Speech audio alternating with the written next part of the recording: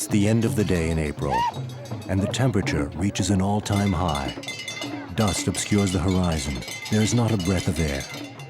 Yet men have been dancing for 2 hours. They fall into a trance.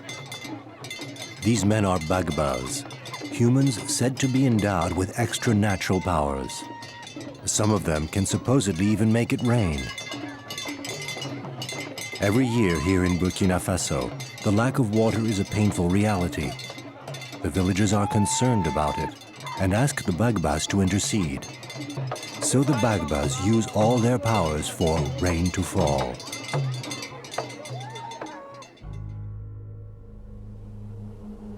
The Bagba community lives in northeast Burkina Faso, in a region near Mali and Niger, in other words, close to the desert. Drought threatens the entire population and a whole way of life. So each year, the Bagba's responsibility is engaged a little more.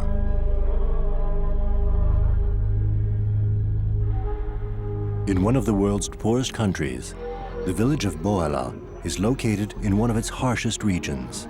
Yearly per capita income doesn't even reach 100 euros. Everyone here lives in a world of getting by, not to say survival. Every recuperated item can become a marketable product. Prices are rising all the time. 10 euros for a hundredweight of corn, a ridiculous price in Europe, but a considerable expense for feeding 6 mouths for a month.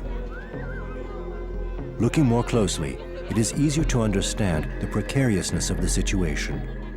There are some 10 wells for the whole village and no electricity either in the market or in homes. Innumerable plastic bags are blown into the air by the wind, and the refuse disposal system is assured by a horde of vultures on the lookout for the smallest edible scrap. Between the hope of selling a little bit more, then the risk of not having enough for themselves, the general good humor hides a palpable concern. What will tomorrow bring? It's the question on everyone's mind.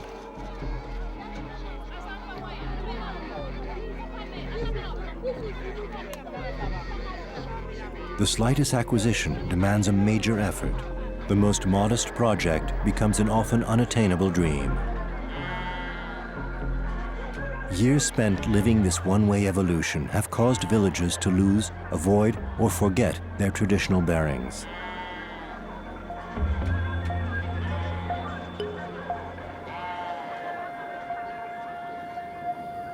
His hatchet on his shoulder and a leather pouch slung across his chest, an old man walks outside the village.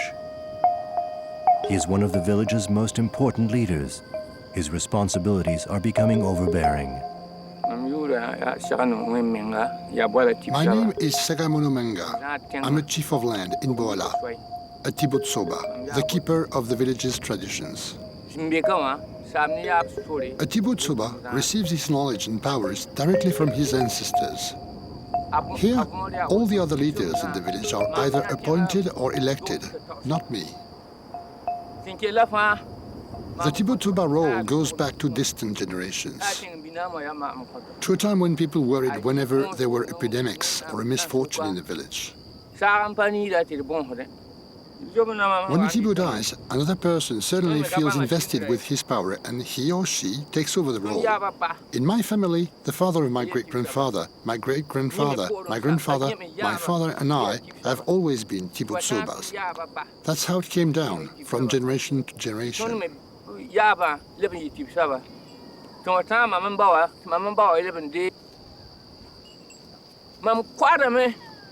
I farm and raise some cattle. Farming is what feeds me and my family. In the rainy season, I come here with my wives and children.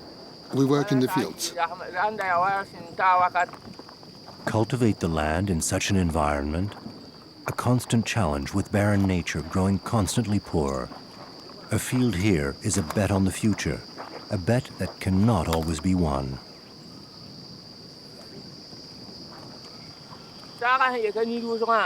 The shortage of rain is a source of anxiety for everyone. Without rain, we don't have the means, yet there is little we can do. We often see the cause of our misfortunes, but we don't know how to cope with them. If there were water, the people could grow vegetable, and we could solve the food problem in the dry period between May and August. When the rain stops, they say to me, "Stop working, come ask God to make the rain return." I bring everyone together and we make sacrifices. We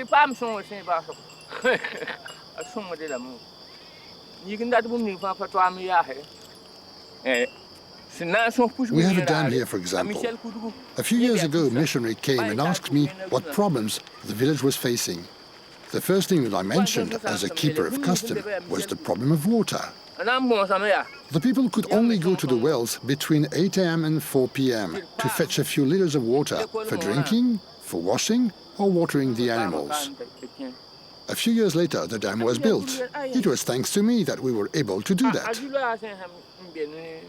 The problem today is that the reservoir loses a lot of water, and there is a lot of drought. If we could repair the dam, the people could get better use out of it.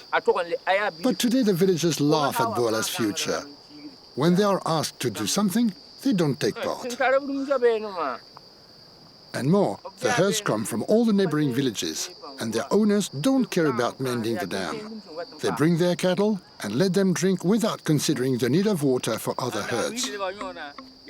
When the problems call for money, or for a need to raise money, the people all go mad. They have accused me of trading my fetishes and of making money at their expenses. So today, whatever the developments that have to be planned to the village, I won't do anything.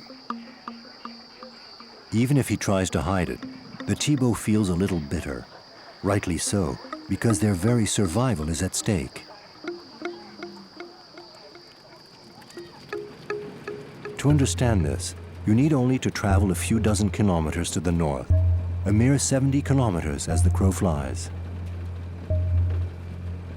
And here the scenery progressively shifts to what is known as the pre-Sahelian landscape. Sand has replaced the thin layer of arable land between the trees in some places. It is even hotter here. It can reach 65 degrees centigrade during the day.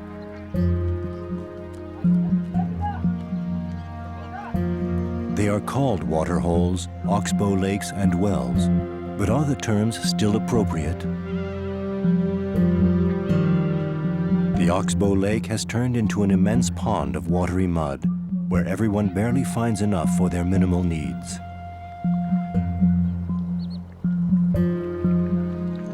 Without going so far as to talk about healthy to describe this place, even the word hygienic doesn't exactly spring to mind.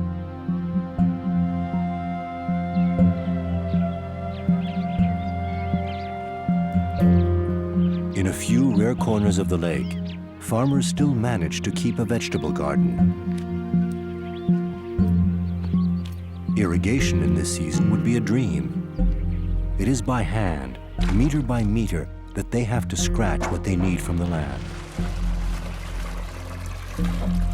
If the layer of fertile soil were thick, it would be possible to squeeze seed and seedlings closer together. But this isn't the case. One solution might consist of enlarging the fields, but that is impossible, for the galloping demographics force parents to share their land among more and more numerous children. Each plot of land barely suffices to support the families.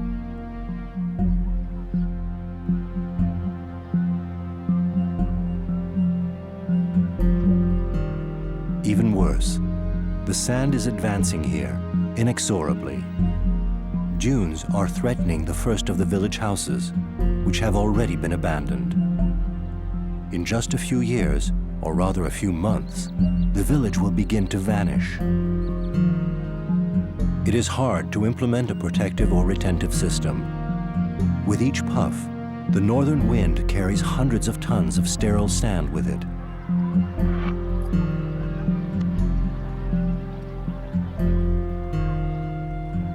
The land is changing. The habitat too.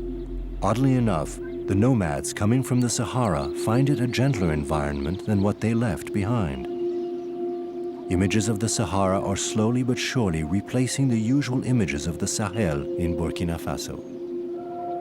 A way of life is slowly evolving, announcing the future for the people of the region.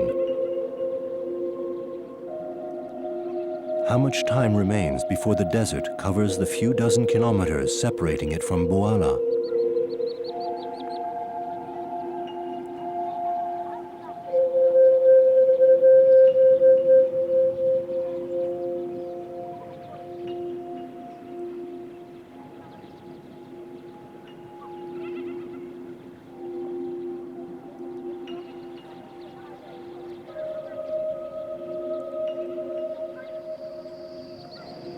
The Tibo Soa knows very well that the situation is not good. With the water levels, the unbearable heat, the dust, the sandstorms, and most of all, not a drop of rain for the past 3 months, Bourrillon is headed for disaster. It is said that down through the centuries, the customs and mysteries of Africa have endowed men and women with extra-natural powers, and the Tibo Soa possesses such faculties. The villagers have sometimes criticized the Tibo. They have even accused him of having made money behind their backs by having a dam and a school built. But he wants to act. He is the recipient of wisdom and power that have been passed down to him by his ancestors. He cannot let things be. So the courageous man makes a decision for the common good.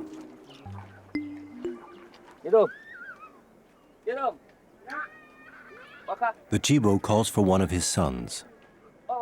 Seeing him arrive, the old man can't help but think of his own death and of this son who will become a Tibo. He murmurs a few words to him before entrusting him with a mission. There is too much wind and dust right now. When people are told to respect traditions, they laugh. And they tell you that the traditions are old-fashioned. It's hard because they don't listen, but you have to act anyway. Go tell the Bagbas to come and pass by the blacksmith and have a hatchet made with 3 rings, like this one, so I can do sacrifices and practice our customs. It will be better for us all. The value of a Tibo Soa is his memory. If you keep the memory and the knowledge of your ancestors, you will also conserve our practices. The old man is worried. He can feel that times have changed and that the village is no longer the same. Will he be able once again to be useful for something?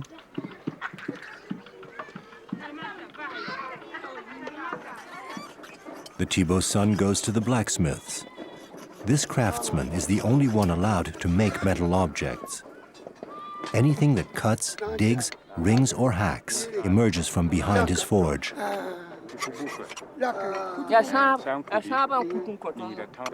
The hatchet is filled with the power. The blacksmith makes it first. Then we imbue it with magic power by taking it out in the bush overnight. It's a gift of Wendy, of God. When we have a health problem, we make sacrifices with this hatchet. If someone provokes an unfortunate incident or becomes a nuisance to our society, we can torment him with this hatchet. We don't do harm gratuitously. When a man takes someone else's wife, for no reason, we act thanks to this hatchet.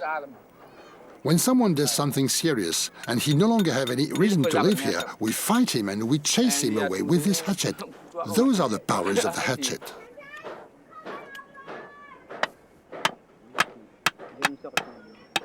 From a bit of scrap metal, and in a few dozen minutes, the blacksmith shapes the cutting edge before fitting on a handle, the shape of which is centuries old. Making the rings that encircle the handle doesn't take much time either. Thanks to methods and tools that would make a modern blacksmith go pale, the craftsman has made a beautiful instrument. More than anything, he has forged the new symbol of power for an old chief of the land.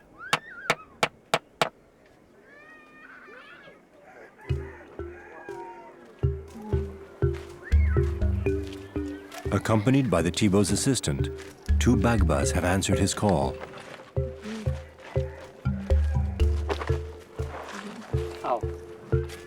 Bagbas, mysterious characters who are attributed enormous powers by the whole village. Each Bagba is supposed to possess a gift, healing a specific disease or divination, or even rainmaking. Each of these gifts is passed on to them when one of their Bagba relatives dies, and they are possessed by it until they in turn die and transmit it to a descendant.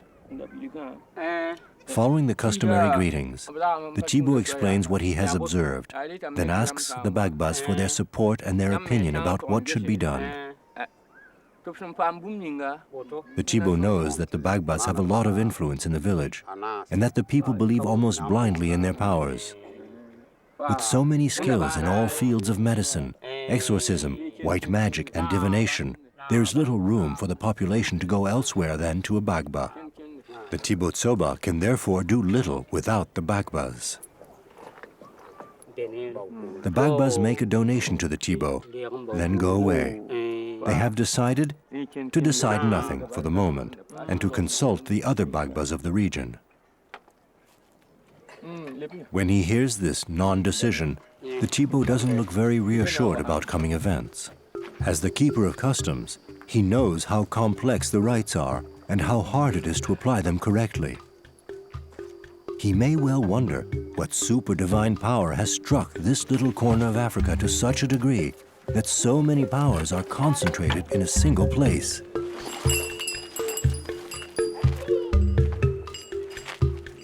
The Tibo therefore decides that he too will prepare the rituals required for the situation. After all, he is the guardian of the village's great fetishes, those male and female symbols anchored in the ground that link the living with their deceased ancestors.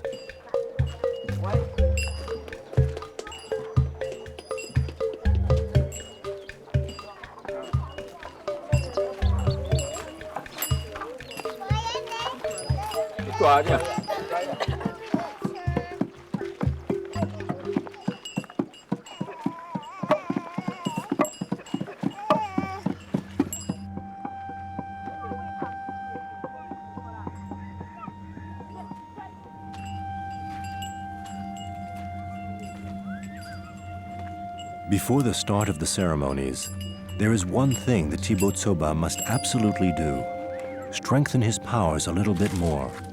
To do so, the old man goes to see the cobbler. He pulls a jumble of threads from his worn pouch and hands it to the cobbler. The jumble has to be incorporated into a bracelet that only the cobbler is allowed to make. In most of Africa, certain professions have a special status. Treating leather, handling iron, and sculpting wood still retain a portion of the mystery, to such a degree that these craftsmen are thought to be different humans. Their knowledge, in fact, originated from craftsmen who once came from far away and who transmitted their skills. Still today, these craftsmen fascinate the population.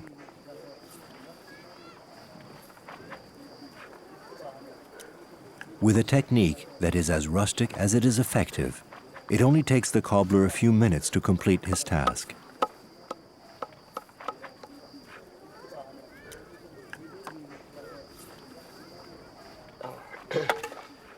The Tibo slides the bracelet onto his wrist alongside the other two.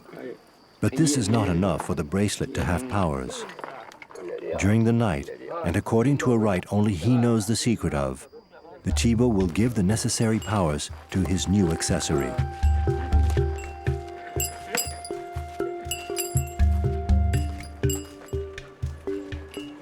The Tibo has his habits and obligations.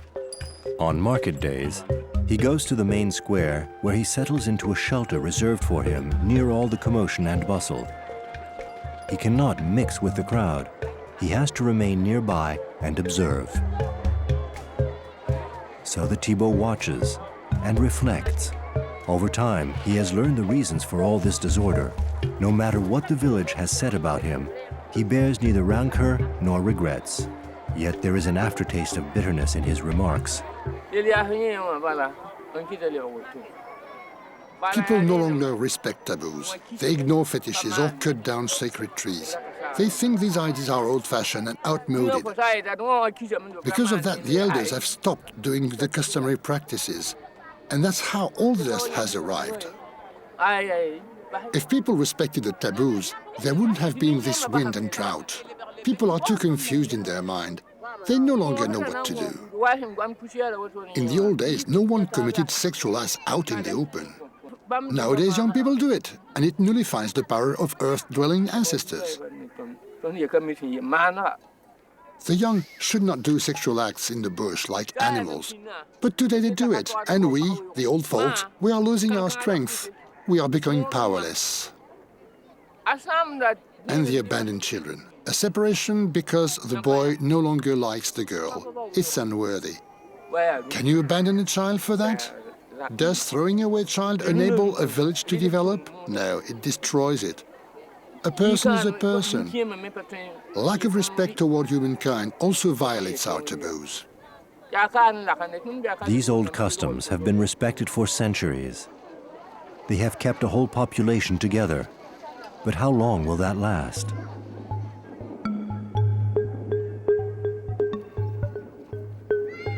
First, the Bagbas go to another local authority, the mayor, who has to be kept abreast of everything.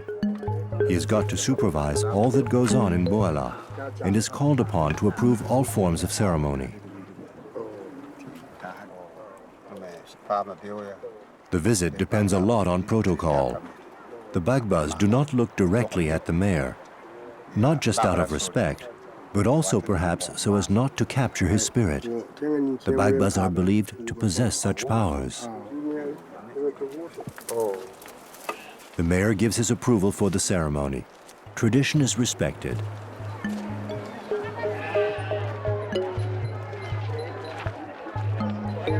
The Bagbas of the whole region meet in the marketplace to put their heads together. They have decided among themselves about what has to be done to help the village and the Tibo Soa.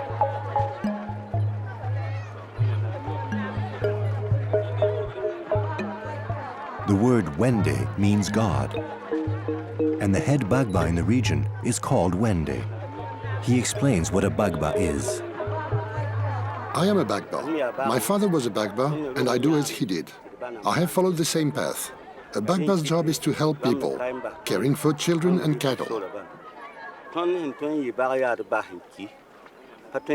You cannot become a Bagba in the lifetime of your father. It is only when he dies that you can replace him. Each of us has a different gift. Trances are the whole secret for a Bagba. The trance provides the occasion to finish the rite, but also the obligation to succeed at it. There are a lot of taboos for a Bagba. First of all, a Bagba must not explain or answer questions. Our gift comes to us upon our father's death. We ourselves are incapable of explaining how this power exists or why the rite is carried out. So talking about what we can't know would be to lie.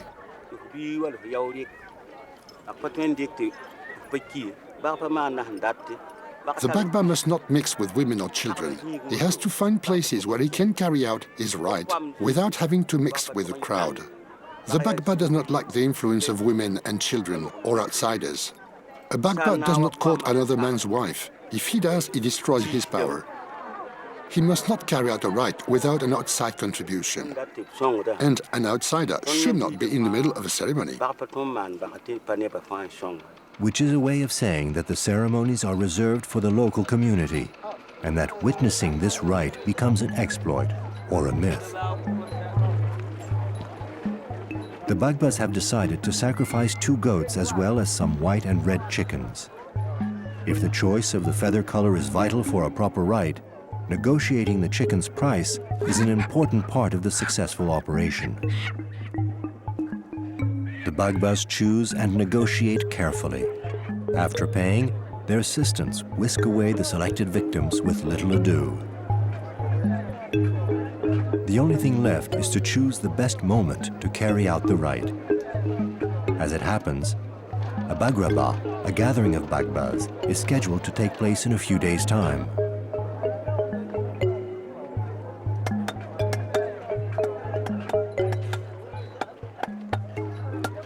To take part in the Bagraba, the Bagbas need accessories, like these long, pointy bells that they carry and tap during the ceremony.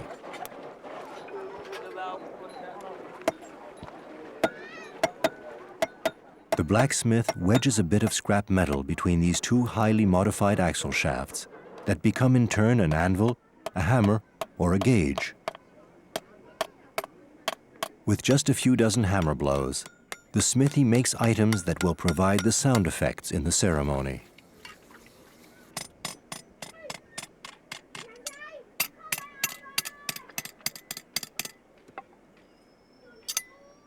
Preparations are now being completed.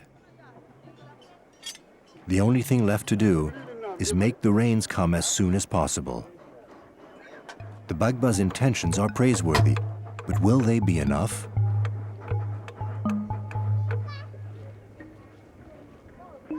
A few hundred meters away, the Tibo Soa has had offerings prepared to celebrate a ritual in his own manner.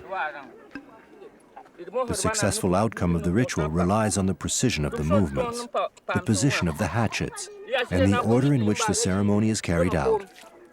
An inheritance from time immemorial that has to be preserved, know-how that has to be maintained, and a power that must not disappear. Seganomo Menga recites a prayer from which nothing and nobody will be excluded. No magic formula, nothing mysterious in what he says, just wishes of prosperity for the village. A wish for the dam's quick repair, hope that the sandstorms will cease, that the clouds will return soon, that it will rain, and that everyone's health will be the best possible.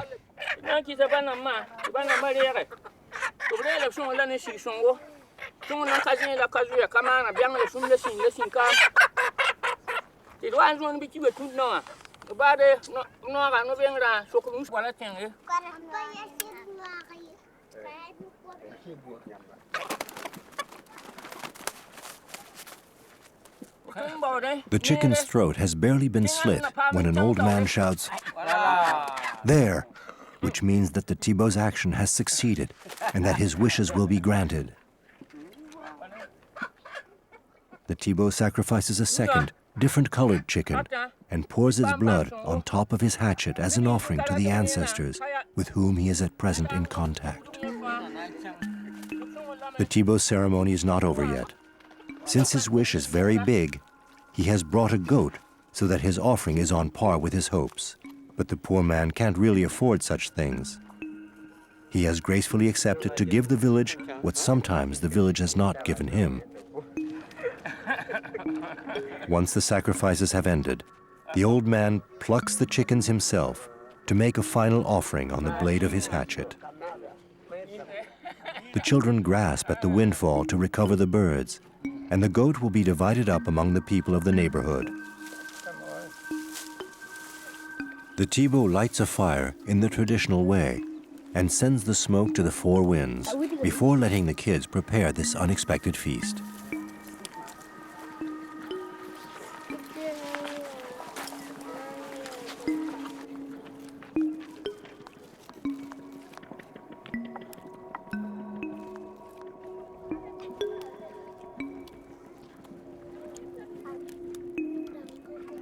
The old man will not say that he trusts the Bagbas, but he won't say he doesn't trust them either.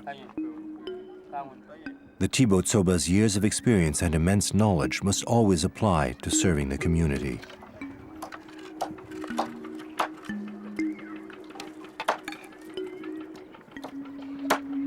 The Tibo Soa has finished the ritual he thought so important.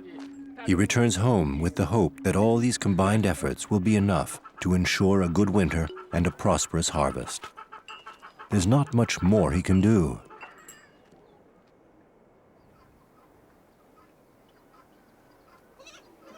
The Bagba Wende is very aware of the importance of the ceremony he is about to participate in, and all the more so in that new Bagbas are to be initiated during the ceremony. Wende is one of the last persons able to make this heavy, shell-decorated headdress. My father made masks before me.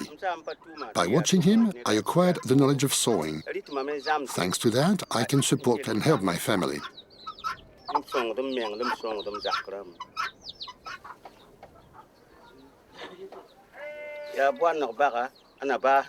This is my second mask this year.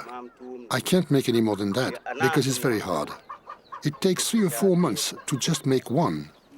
And as my eyesight is getting worse, it's even longer. A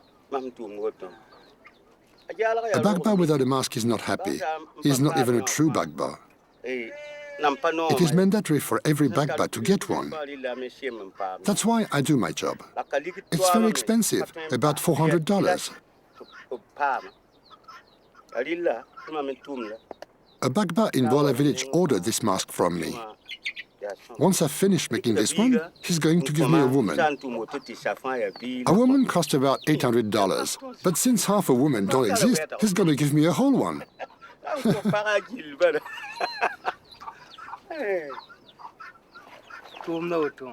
One of my children is learning the job. I watch my father work. I'm learning, but I'm not yet in total control. I know how to do part of the mask, but not the whole thing. I don't yet know how to make the exact measurements or cut the leather.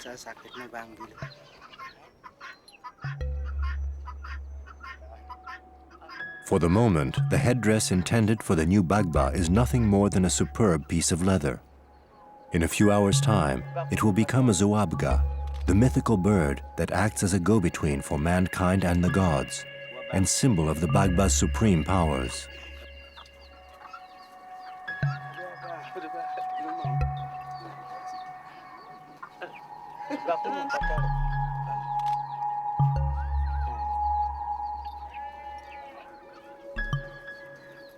Bagba Wende has folded his customer's mask very carefully.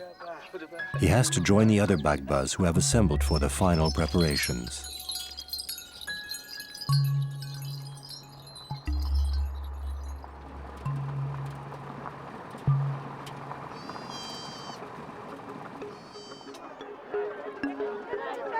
A region's Bagbas often meet in the villages to bring health and luck to the villagers. They also act, when personally asked for, to care for the illnesses of body and mind. This year, however, the meeting is exceptional, for this is a Bagraba, a ritual that occurs only once every 3 years. The whole village is excited. The clever, resourceful women have brewed hundreds of liters of dolo that they sell either by the gourd or the jerrycan. Dolo, the milled beer with its fresh, tangy taste in the morning, as the day advances becomes a brew that awakens the spirits and ideas in the broadest sense possible. There's never too much for putting both players and spectators in the right frame of mind. So the women have improvised this small but very lucrative trade. By now, Bagba Wende has joined the other Bagbas in the celebration area. He chats while waiting for the heat to ease and the light to wane. Here and there, Wende gives instructions, sometimes imperious orders, to his colleagues. That's his nature. Each person's mission will be very trying. They have to give of themselves completely if their wishes are to be granted.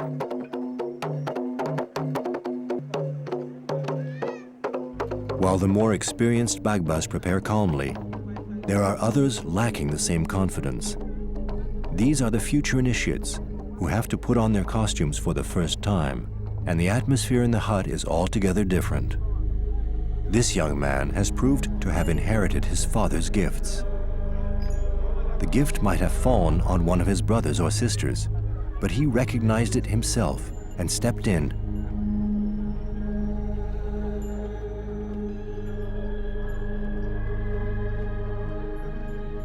Tradition has it that if someone inherits the gift from a relative, but doesn't practice it or even hides it, he or she is bound to die. The Bagbas draw their powers and strength from communicating with their ancestors, but the consequences are unpredictable for them.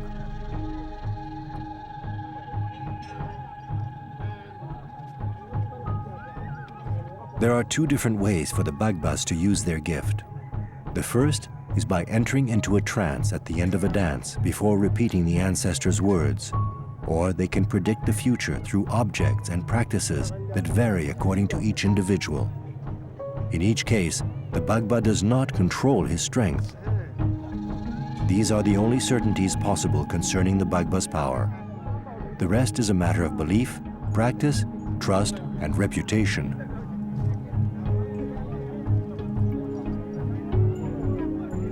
The future Bagba is loaded down with amulets and charms inherited from his father, or made by themselves for the occasion, or lent by others in order to increase their strength on the day. They need it, for the future Bagba is going to have a trying day. Things are getting organized away from the venue where the Braba is to be held. The notables from the commune or important families have to be welcomed in a dignified manner.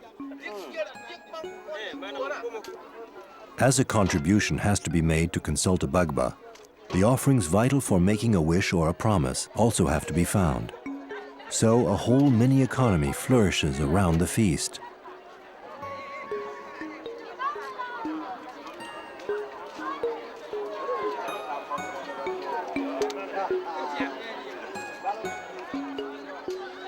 In the vicinity of the main square, a large section has been set aside for the dishes and ingredients specifically used in the celebration. Grilled fish, gravies, boiled rice, and of course, to, the thick millet puree that is their staple food. The ancestors also have to be taken into account. But most important of all is dolo, which never stops flowing, either as an offering or a pick-me-up for everyone.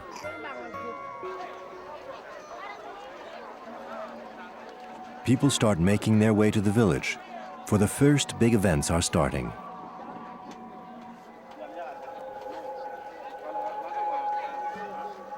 The event is as rare as it is important. The elders are already settled in around the main square. Expressions are serious, for the people of this generation are convinced that with an intervention of the Bagbas, a lot of things may well change.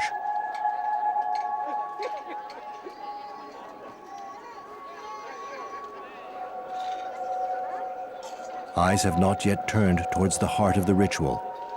The big male fetish, the Tibo, stands in the middle of the square. This stone cone, already partially covered with charms, marks the center of the Bagraba. It is the link between the living and the beyond, or rather the below, since the ancestors live in the earth. Throughout the day, the Tibo will be covered by wishes in the form of gifts in an immutable ritual. One of the ceremonial leaders heads for the Tibo. He is carrying the leather pouch that all Bagbas must keep on their shoulders. He has selected a black and white chicken to carry out his rite.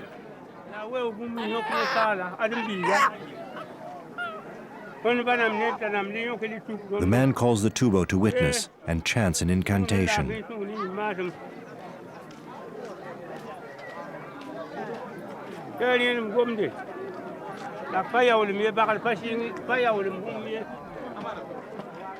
For a moment, the chicken does not move, which is not a good omen.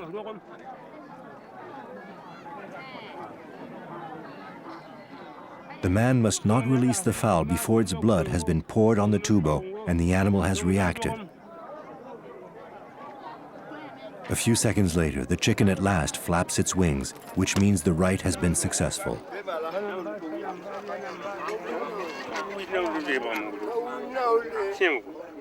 Elders are sitting around the village chief, who indicates that perhaps the omens are already favorable enough to ensure rain, thanks to the Bagbas. At this moment, a Bagba wearing a pink hat comes before the elders. This Bagba is a woman. They are not infrequent in the region. Even if they are endowed by powers like the men, their standing is very different. Often reclusive and leading a life of abstinence, Bagba women have a life that is separate.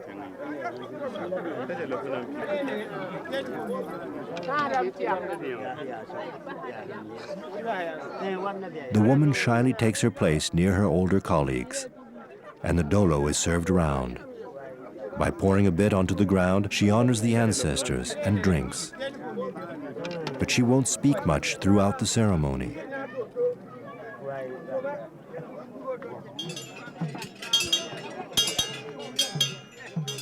The moment has arrived for the two young Bagbas to leave the hut where they have been getting ready. They must now put on their headdresses. a sign that they have at last become real Bagbas.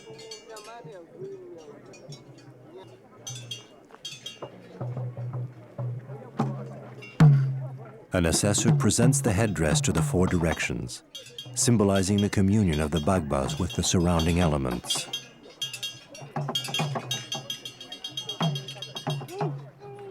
Then he places the Zouabga on the first candidate's head. The man acts as if suddenly paralyzed. The assessor holds the headdress in place until the man shouts the Zarazoe, the cry of the Bagba.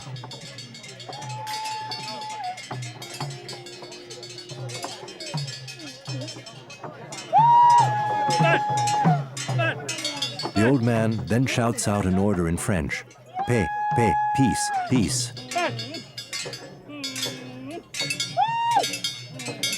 The ritual resumes a few seconds later for the second Bagba. As soon as the headdress touches his head, the man is overcome by nervous convulsions. The community greets its two new members.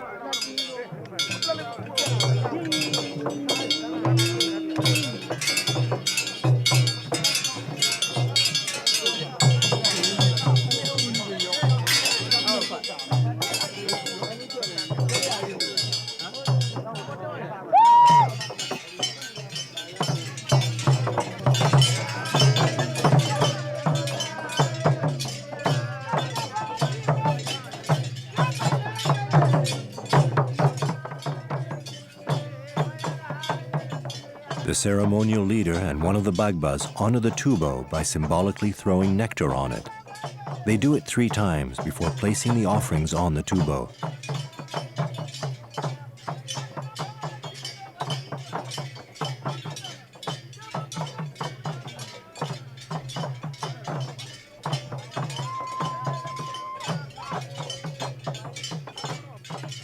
But the gods only feed on the essence of the offerings, and the food is immediately redistributed to the participants.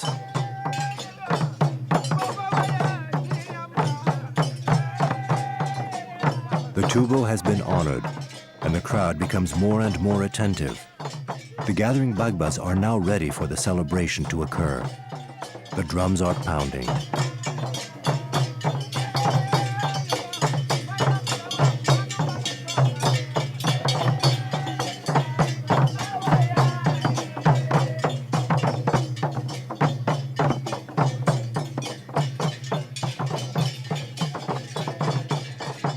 Just a few meters away from where they have been inducted, the 2 young Bagbas dance with their elders around a hatchet belonging to one of them.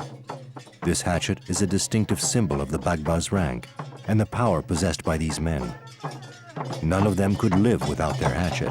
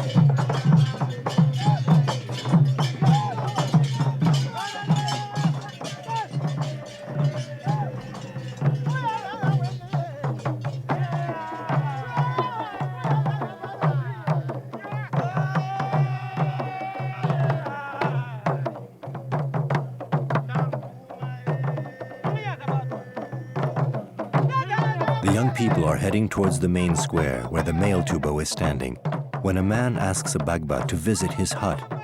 His child is not well. The Bagba approaches reluctantly, then draws back. Another Bagba falls over backwards, overcome with convulsions.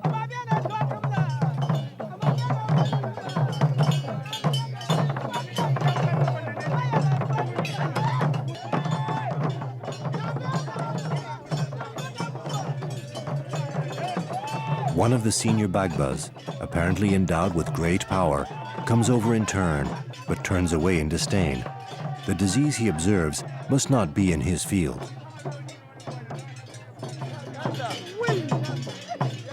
One of the Bagbas turns to the father, tells him his child is in danger, and instructs him to sacrifice a chicken.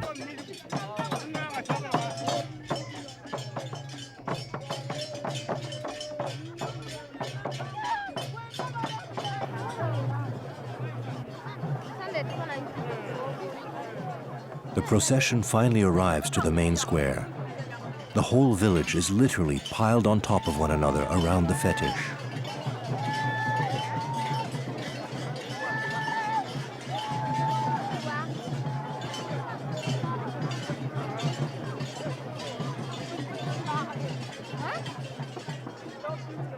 The drummers adopt a rather monotonous beat.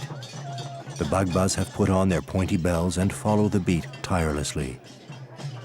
The dance around the fetish will stop only when one of them enters into a trance.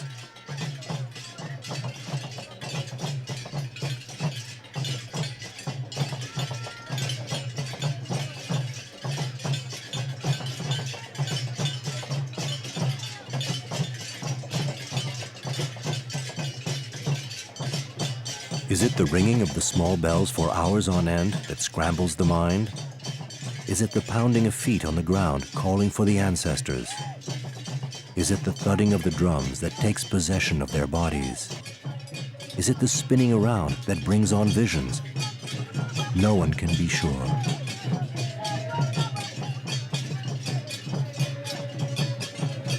But after a long wait, the Bagbas begin to grow restless. Are the ancestors about to speak? One of the young men is shaken by spasms. They grab him quickly to keep him from falling. After a few more seconds, another follows suit. The helpers go from one to the other to ensure they don't come to harm. An old man goes from group to group with some dolo, which calms things down.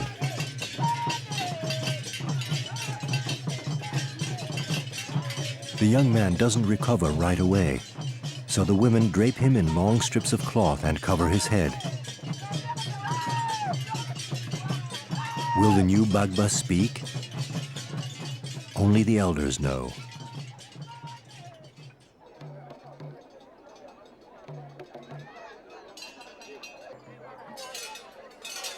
The villagers have now gathered around Bagba Wende.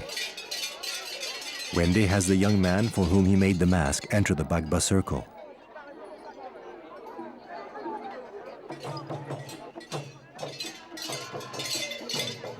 The small group starts on the same circular dance accompanied by the same kind of drums. Wende knows that the stakes of this dance are important, not to say vital. Wende thinks he is able to summon rain. He's even certain of it.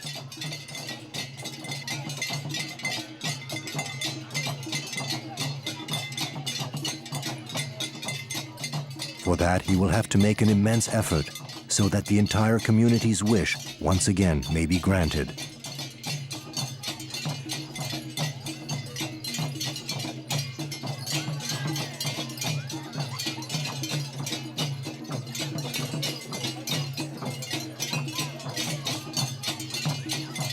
Wende spins around and grows restless in order to gain strength.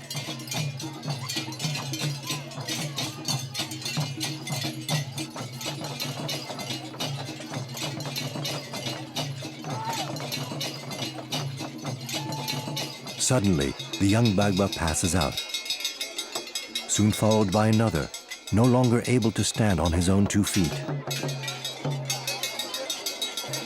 A third man enters a trance with a hard-to-contain violence. And at last, Wende himself enters into a trance.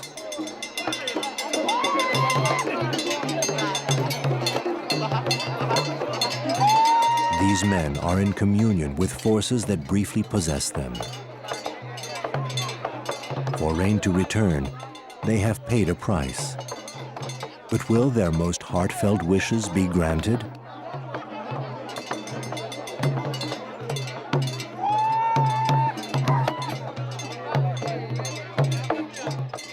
Wendy is exhausted. It will take him 2 days to recover.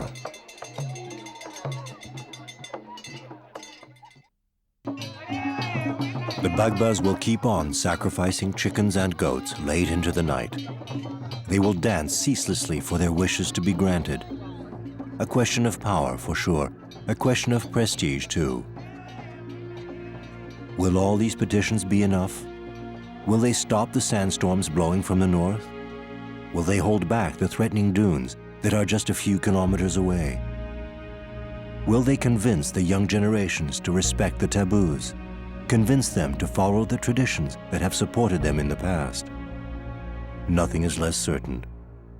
In any case, these men and women have done their best for rain to fall.